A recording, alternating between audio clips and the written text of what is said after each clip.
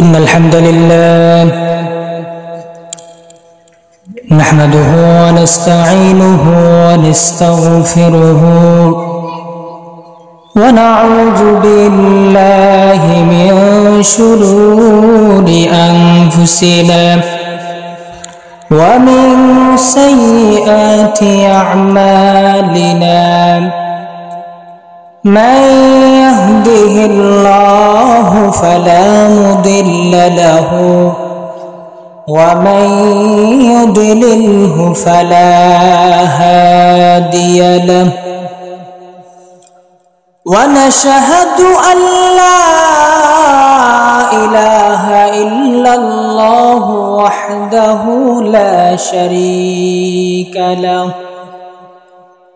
ونشهد أن سيدنا وسندنا وحبيبنا وطبيبنا وطبيب قلوبنا ومولانا وأولانا محمدا عبده ورسوله الذي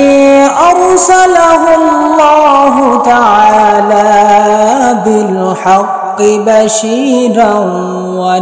ونذيرا وداعيا إلى الله بإذنه وسراجا وقمرا منيرا فقد قال الله تبارك وتعالى في كلامه المجيد وفي فرقانه الحميد أعوذ بالله من الشيطان الرجيم بسم الله الرحمن الرحيم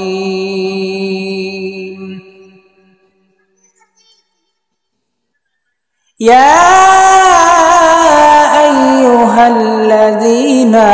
آمنوا لا تأكلوا الربا أضعافا مضاعفة واتقوا الله لعلكم تفلحون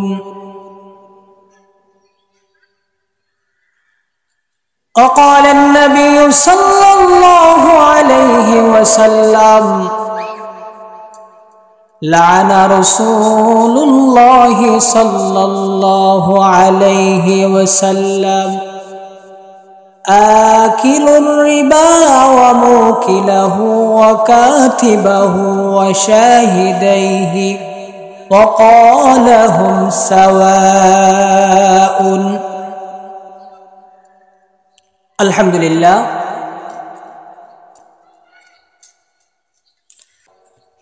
বাসন আলী চৌধুরী বাড়ি এলাকাবাসী ও যুব সমাজের যৌথ উদ্যোগে আজকের এই তাফসিরুল কোরআন মাহফিলের মোহতারাম সম্মানিত সভাপতি প্রধান অতিথি ও বিশেষ অতিথি মুআজ্জাজ মুকাররম হযরত উলামায়ে কেরাম দূর দূরান্ত থেকে আগত আল্লাহ পাকের আশিকিন জাকিরিন শাকিরিন মুহিব্বিন মুরব্বিয়ানা আওয়াম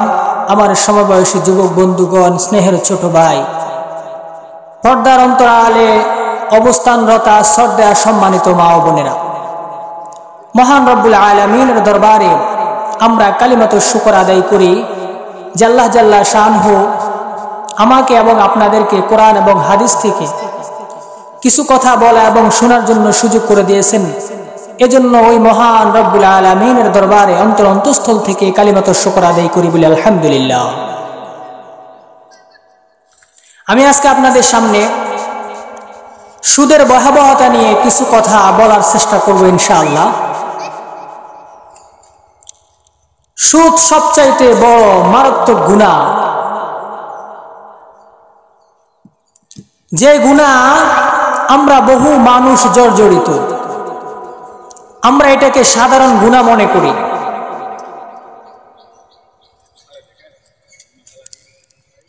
আল্লাহ রাব্বুল আলামিন